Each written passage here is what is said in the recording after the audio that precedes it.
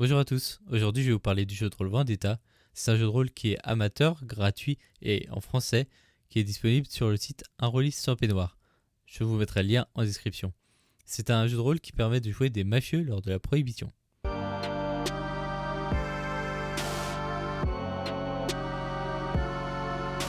Le gros avantage de Vendetta, c'est la simplicité de la création de ses personnages. Vous avez 3 caractéristiques, flair, baratin, trip. Vous mettez 3 à la caractéristique principale de votre personnage, 2 à celle où il sera plutôt moyen, et 1 à celle où il sera plutôt faible. Par exemple, si je veux jouer un dragueur, je vais mettre 3 en baratin, 2 en flair et 1 en trip. Le système de jeu est lui aussi très simple et reprend globalement le principe du Yams. Vous lancez 5d6 et vous essayez de faire la meilleure combinaison possible, une paire, deux paires, un brelan, un carré, etc. Et ensuite, vous relancez le dé que vous voulez selon votre score dans votre caractéristique. Je vais prendre un exemple pour que ce soit plus simple. Imaginons, je joue un dragueur, donc avec mes 3 en baratin. Je souhaite convaincre quelqu'un. Je vais lancer mes dés, j'aurai par exemple une paire. Je vais choisir les dés que je veux relancer et ces dés, je peux les relancer jusqu'à 3 fois puisque c'est mon score en baratin. Du coup, quand utiliser le système Vendetta? Comme je l'ai dit, c'est un système qui fait beaucoup penser au poker. Donc ça sera plus adapté à des univers qui, dans l'imaginaire collectif, sont liés au poker. Donc les gangsters, les cowboys et ainsi de suite. Ça sera moins évident d'utiliser ce système pour un JDR sur Alien ou sur les Schtroumpfs par exemple, mais en théorie, rien ne vous y empêche. L'autre point à prendre en compte, c'est que c'est un système qui est plutôt adapté pour des one-shots ou des parties de quelques sessions. Ce n'est pas fait pour les campagnes. Il n'y a rien de prévu dans le JDR en lui-même pour faire évoluer vos personnages. Et le risque, si vous faites une règle maison, c'est que ça déséquilibre fortement le jeu.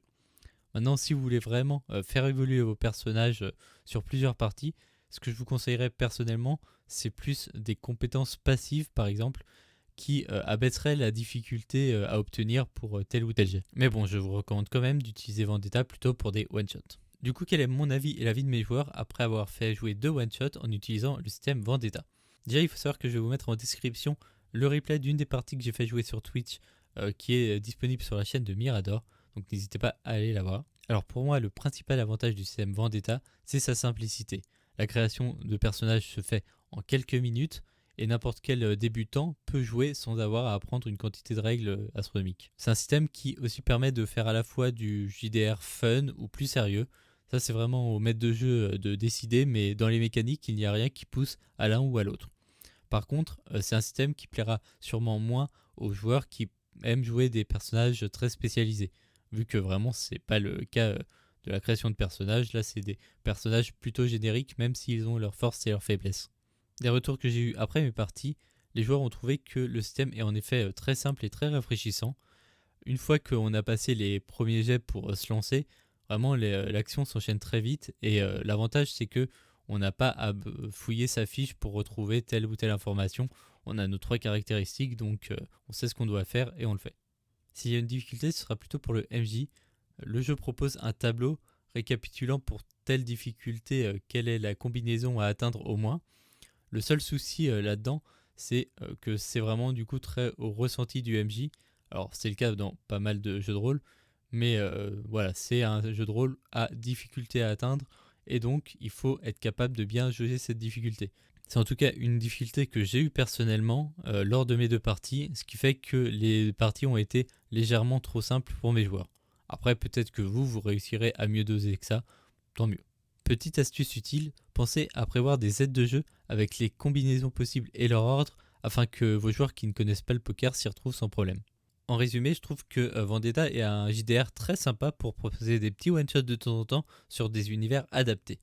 C'est à la fois adapté aux joueurs débutants comme aux joueurs plus expérimentés qui voudraient juste faire une petite session pas prise de tête et juste s'amuser.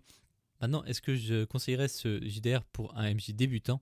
Ça dépend beaucoup de vous. Ça dépend, est-ce que vous vous sentez capable de dire pour telle action tentée quelle combinaison serait nécessaire selon le tableau de difficulté.